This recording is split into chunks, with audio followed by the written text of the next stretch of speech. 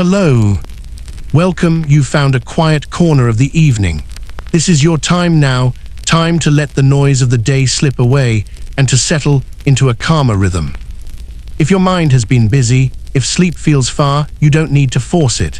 Just let these words wash over you, like a slow stream moving through a valley. Tonight, I'll take you on a gentle walk through a medieval Scottish castle, not during the noise of the day, but at night when everything is softer, stiller, and filled with a quiet presence. You don't need to remember the details, you don't need to focus too hard. Let the story drift in and out as if you were half dreaming already. If you fall asleep along the way, that's perfectly all right. That's exactly what this is for. So take a slow breath, let your shoulders rest, and imagine yourself standing at the edge of a hill under a Scottish sky centuries ago. The night air is cool, touched with the faint scent of heather and damp stone. You stand at the base of a gentle rise, looking up toward a castle silhouetted against the sky. It is not the dramatic fortress of a battlefield, but a lived-in place, a stronghold that has stood for generations. Its walls are tall and dark against the stars, their shapes softened by the shadows of the night. Along the ramparts, a few torches flicker, small, wavering flames, not enough to light the world, but just enough to mark the watchful presence of guards who quietly patrol above. You begin to walk slowly toward the castle gate. The path is worn, pressed down by centuries of footsteps, carts, and horses. At night, though, it feels empty, almost abandoned. The crunch of your shoes on the dirt is the only sound that joins the soft call of an owl in the distance. As you come closer, the stonework reveals itself in more detail. Rough blocks, set with patience, each carrying the touch of masons who shaped them long ago. You can almost imagine the echoes of their hammers in daylight. But now, all of that noise has faded into silence. The stones rest quietly, just as they have for hundreds of years. At the gatehouse, you see the iron-bound doors closed for the night. Yet above, in a small chamber, a dim light glows. A guard sits there, likely with a woolen cloak wrapped tight against the cold, watching the empty road. His task is uneventful, but necessary. Castles breathe a little easier when someone keeps watch. The night has settled into its long rhythm. Within these walls, people are resting. The great hall has gone quiet, its long tables cleared of food, its fires reduced to embers. Servants, cooks, scribes, and knights have all withdrawn to their chambers. What was once bustling with sound is now filled with hushed shadows. You imagine stepping softly through the gate and into the courtyard. The air inside is cooler still, enclosed by the tall stone walls that keep out wind and wandering strangers. In the center of the yard, a well stands. During the day, this is where buckets rise and fall, where children may have played, and servants carried water for cooking and washing. At night, it stands unused, a silent circle of stone guarding its dark water. On one side, the stables, horses shifting in their sleep. Occasionally, a hoof strikes gently against wood. A faint snort rises from the warm hay. Even animals rest here, lulled by the calmness of the hour. The smell of straw, leather, and earth lingers. On the other side, the kitchens. In daylight, these rooms are full of clatter, knives on boards, firewood crackling, pots boiling, voices overlapping in a steady rhythm of labor. Tonight, the fires are gone. Only faint traces of smoke drift from the chimney, remnants of meals long finished. The silence feels heavy, as if the walls themselves are tired after a long day's work. Above you rises the keep. Solid, massive, a square tower meant for safety and shelter. Small windows glow faintly here and there. Candles left burning low, perhaps for a lord who has not yet retired, or for a servant quietly finishing the day's tasks. From the outside, it feels like a quiet lantern watching over the night. You walk a little further, past the chapel, its wooden door closed, its stones wrapped in moonlight. Inside, prayers were whispered earlier, songs lifted in voices that now lie quiet. The silence here feels sacred, not empty, but filled with a soft stillness. The castle at night is not dead. It breathes in another rhythm. Guards walk slowly, their boots tapping on stone, echoing faintly. The wind moves through arrow slits, making a hollow sound like distant singing. Every so often, a dog barks, quick and sharp, before settling again into sleep. As you stand in the courtyard, you realize how many lives these walls have held. Lords and ladies, soldiers and scribes, cooks and children. So many nights like this, repeating over centuries. The walls have seen countless moons rise and fall, countless fires fade into embers. Yet each night, the same quiet peace descends, as if the castle itself sighs in relief after the noise of the day. And you are simply here, witnessing it, a visitor in the stillness. There is no need to hurry, no need to think too deeply. Just let the image linger, the torches flickering above, the cool stones beneath your feet, the sound of distant night birds across the hills. This is how a medieval Scottish castle rests, and how you may rest too. The heavy wooden doors of the great hall stand closed, but not locked. You imagine yourself gently pushing them open, the hinges giving a soft creak, the sound carried away by the vast emptiness within. By day, this is the beating heart of the castle. The long hall fills with voices, footsteps, the movement of servants carrying platters, the sharp clink of cups, the low murmur of conversation rising to laughter and song. But at night, when all has ended, the hall is almost unrecognizable. The fire at the central hearth is no longer tall and fierce. Only glowing embers remain, their orange light pulsing faintly in the ashes. A thin stream of smoke drifts upward, winding its way to the rafters where it slowly disappears into the shadows. The fire has done its work, warming the stone, softening the chill of the Scottish air, and now it rests, as everything else does. The long tables are empty. Wooden boards that once bore bread, cheese, and roasted meat are cleared away. The benches are pushed aside, their surfaces polished smooth by countless gatherings. A faint smell of food lingers, roasted barley, a hint of ale, perhaps the sweetness of dried fruit. It clings to the air, a memory of the feast, yet softened by the silence that follows. Above, the rafters stretch across the hall, heavy beams of oak darkened by smoke from years upon years of fire. At night, they seem almost alive, a forest of wood suspended above you, keeping its watch. In their shadows, you might hear a rustle, the flutter of a bird that has found its way in, or the scurry of a small creature that calls the rafters home. These tiny sounds do not disturb the quiet. They are part of it, threads in the tapestry of stillness. The walls are tall, hung with banners and tapestries. Their colors are muted in the dim light, faded by time, but if you look closely, you can just make out their shapes: lions, stags, and ancient crests woven into fabric. By day they speak of lineage, power, and memory. By night they hang like soft curtains, barely moving, like dreams stitched in cloth. Along one side of the hall, the high table rests. This is where the lord of the castle, his family, and honored guests sit when the hall is alive with voices. Now the chairs are empty. The tall seat at the center stands vacant, a silent reminder of authority that even sleep cannot erase. But the silence makes it gentler. Here, in the soft glow of the fire, it feels less like command and more like simple presence. At the far end, a pair of hounds lie curled in sleep. Their breathing is slow, steady. They are guardians by day, companions to the Lord, alert and ready. But at night, they are simply animals at rest, paws twitching gently in dreams. Their faint warmth adds to the quiet comfort of the hall. You walk slowly across the flagstones. Each step echoes softly, the sound repeating back to you as if the walls themselves are whispering. The floor is cool underfoot, worn smooth by centuries of gatherings. So many nights have passed in this hall, so many fires burned low. You are just one more figure moving quietly in the long line of history. You imagine the life that filled this hall only hours ago. Servants bustling with trays, the scrape of chairs, the crackle of a full fire, laughter carrying upward to the rafters. And now, all of it is gone. What remains is peace. It is as if the hall itself breathes more deeply when left alone. In the quiet, you notice small details. A candlestick left burning near the wall, its flame low, its wax dripping slowly. A wooden cup forgotten on the side of a table, half filled with ale gone flat. The smell of smoke lingering in woolen hangings. Nothing moves quickly here. Time itself feels slower, stretched out by the silence. The great hall at midnight is not about grand moments. It is about the pause between them. A space where everything rests: stone, wood, fire, and flesh. The night belongs not to the noise of feasts, but to the calm of waiting.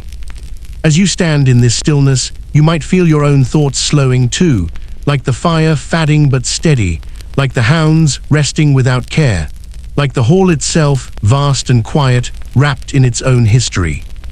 And so you let the great hall surround you, its cool air, its heavy silence, its faint glow of dying embers. A castle's heart, now asleep, carrying you with it into the rhythm of night. Beyond the echoing vastness of the great hall, the castle grows narrower, quieter. You step through a heavy wooden doorway into a passage that leads toward the living chambers. The stone walls here are thick, keeping out the sharp Scottish winds. The air feels different, less open, more intimate, as if the very walls are drawing in to hold the night close. The corridor is dim. A single torch flickers on the wall, its flame moving gently, shadows stretching across the stone like soft fabric. Your footsteps sound hollow on the flagstones, but even they seem hesitant, almost hushed, as though they too are aware that most of the castle sleeps. At the end of the passage lies the solar, the private chamber of the Lord and his family. During the day, this room is filled with activity, conversations, plans, perhaps even disputes. But at night, it is softened by rest. You step inside quietly. A small fire glows in the hearth, its flames low and steady. The warmth spreads through the chamber, taking the edge off the chill that seeps in from the night. A large bed dominates the space, heavy with furs and woolen blankets. The fabric is thick, designed to hold warmth against the cold stone of the castle. The canopy above drapes like a protective shelter, shutting out drafts and shadows. You notice how different sleep would have been here centuries ago. No glowing lamps, no humming machines, only the faint crackle of fire, the occasional pop of wood shifting in the hearth. Around the bed, a chest holds clothing, a small table carries a candle, and perhaps a cup of wine. These details feel ordinary, and yet in the stillness they are rich. Each object has a purpose. Each is part of the rhythm of life inside the castle walls. The lord and lady of the household are asleep now, their breathing slow, steady. Outside, the guards may walk, the wind may whistle through the arrow slits, but here there is only warmth and the safety of heavy stone. You step back into the passage. Along the way, you come to smaller chambers where family members and guests rest.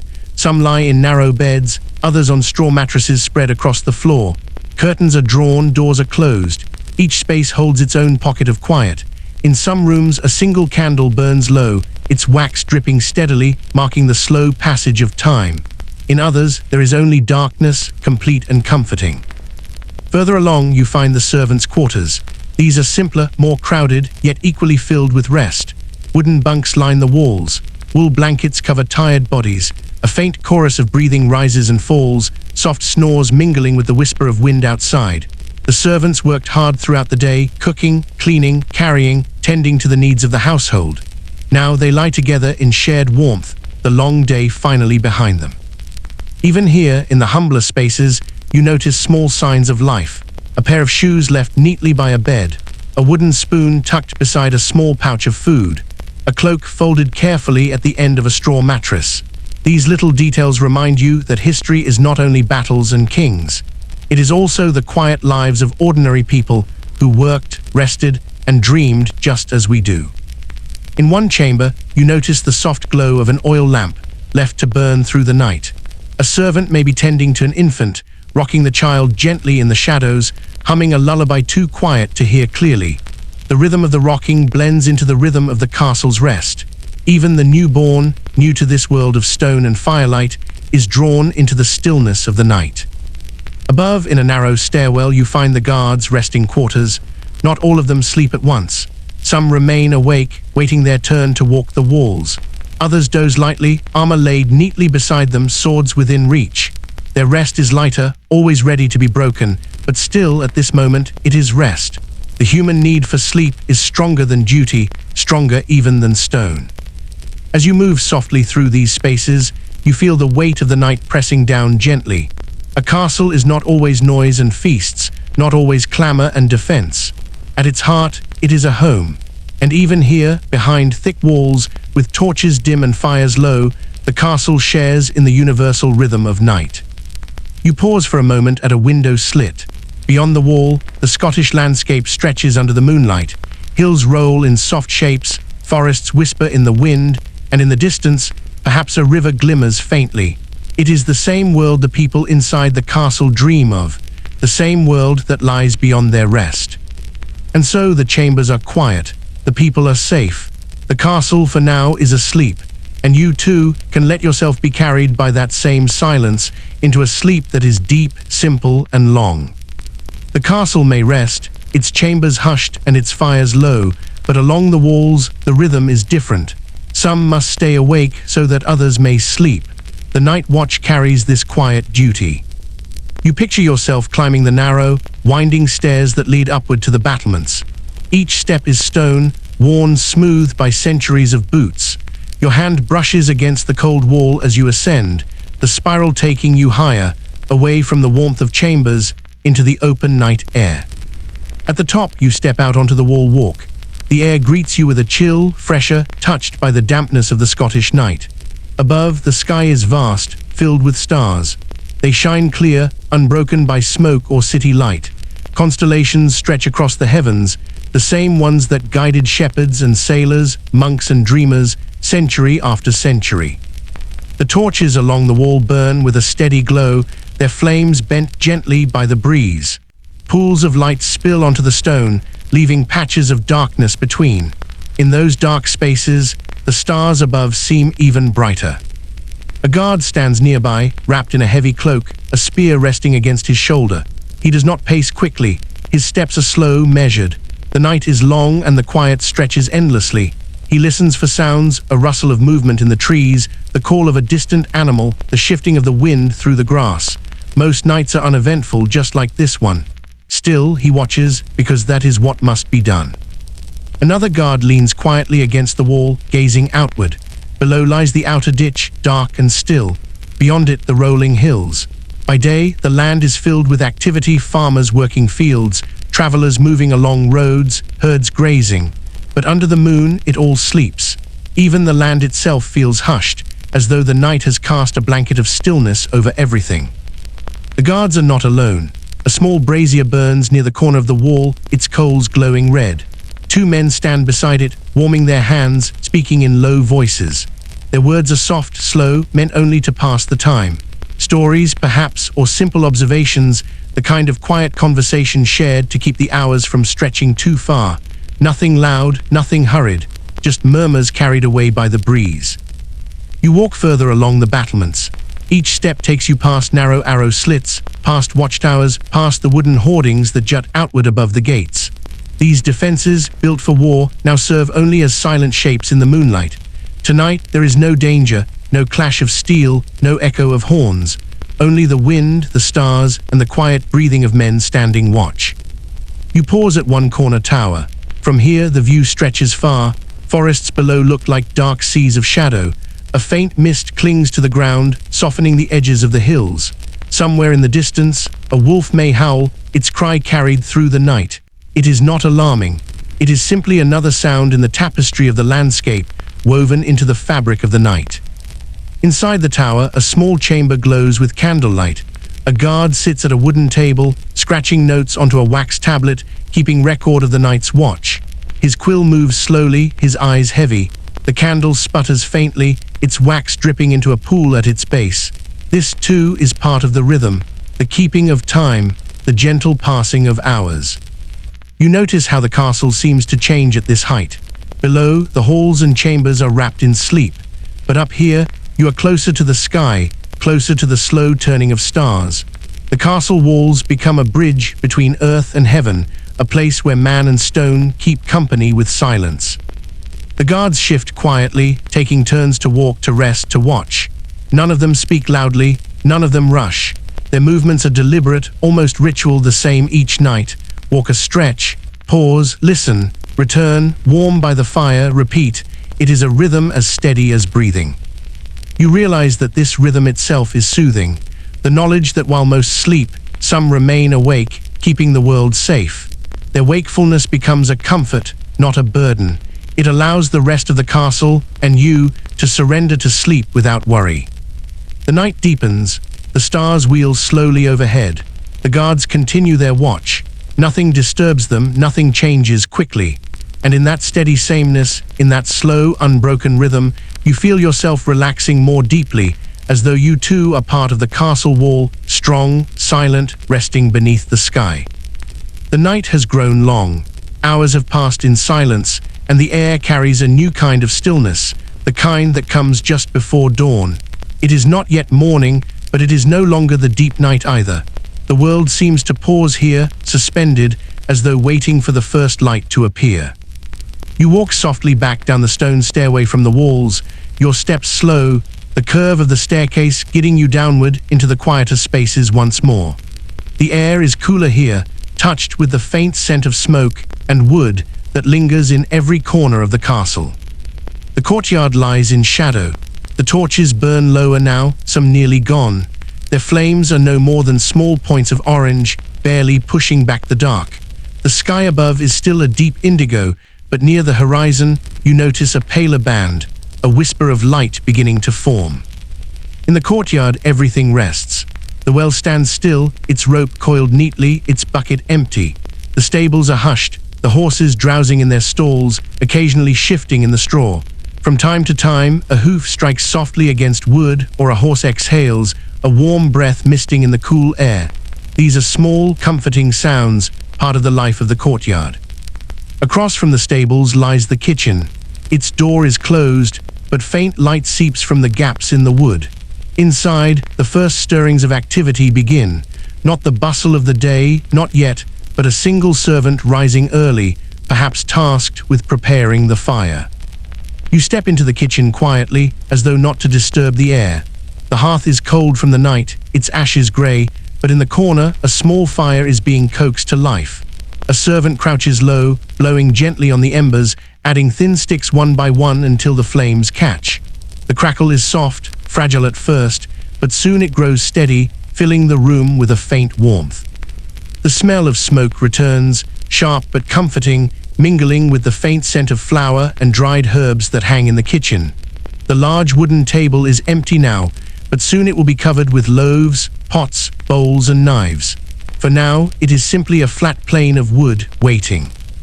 You notice the tools of daily life resting in silence. A cauldron hangs above the hearth, blackened from years of use. Wooden spoons lie in a neat pile, their surfaces worn smooth. Baskets rest in the corners, some with onions and turnips, others empty, waiting for the morning's supplies. Even these simple objects seem patient, as though they too are holding their breath before the day begins. The servant moves quietly, practiced and calm. There is no rush. Bread dough will be needed soon, water drawn from the well, porridge stirred slowly over the fire. But for now, the only sound is the gentle feeding of flames and the occasional creak of wood shifting as the fire grows stronger. You step back outside into the courtyard again. The air feels just a little different now, touched with a cool dampness that hints at morning dew. You look upward, and the stars are beginning to fade, one by one, as the sky grows lighter along the edges. The moon, too, sinks lower, pale and distant. Around you, the castle remains asleep. The chambers are still quiet, the dogs still curled, the guards still walking slow circuits along the walls. But the courtyard holds a secret, the first signs of life stirring, the earliest breaths of the day. It is a gentle transition, not loud, not sudden, just a gradual softening of night, like the loosening of heavy cloth. The castle sighs quietly, as though it too knows that dawn is coming. You pause here, in the courtyard, in the space between night and morning. There is no need to rush forward. You can simply stand still, breathing with the castle itself, sharing in the slowness of this moment. For centuries, castles like this one have known nights just like this. Guards packing, fires dimming, kitchens stirring before dawn. The rhythm has repeated endlessly, through storms and still skis, through winters and summers. And tonight, you are simply part of that same rhythm, another quiet witness to the soft unfolding of time. The courtyard is calm. The kitchens glow faintly. The night holds on for just a little longer before it must give way to day. And you too may hold on to this calm, letting it settle over you until your own rest is deep and steady. The sky is changing now. What was deep indigo turns softer, touched with pale silver, then streaks of muted pink. The horizon glows faintly, and the first light begins to touch the castle stones. The night has nearly passed, though inside, much of the castle still sleeps. You stand once more in the courtyard, watching the way the light grows. Slowly, it spreads across the walls, softening their hard edges. The shadows shift, retreating as the day arrives. The torches sputter faintly, their flames no longer needed against the brightness that is coming. From the stables, the horses begin to stir. A quiet snort, the gentle thud of a hoof against wood, the swish of tails brushing against straw. The animals sense the morning before people do, their rhythms guided by the rising light. In the kitchen, the fire has grown strong. The smell of baking bread begins to drift into the air, warm and earthy. It mixes with the damp freshness of the courtyard, carrying the promise of the day ahead. Soon, servants will rise, and the kitchen will fill with clatter, knives on boards, pots lifted to the hearth, voices calling softly to one another. But for now, it is only the earliest stage, the quiet beginning. Above, the guards on the walls still walk their rounds, but their steps are easier now. The hardest hours have passed, those long stretches of deep night when silence presses heavily. Dawn lightens their watch, makes the world softer, more certain. They know relief will come soon when others wake to take their place. Inside the great hall, the embers in the hearth glow faintly against the pale morning light that filters through narrow windows. The dogs stretch and shift, uncurling slowly, their bodies heavy with sleep but already aware that the day is near. The tapestries along the walls are easier to see now, their patterns revealed in the growing light.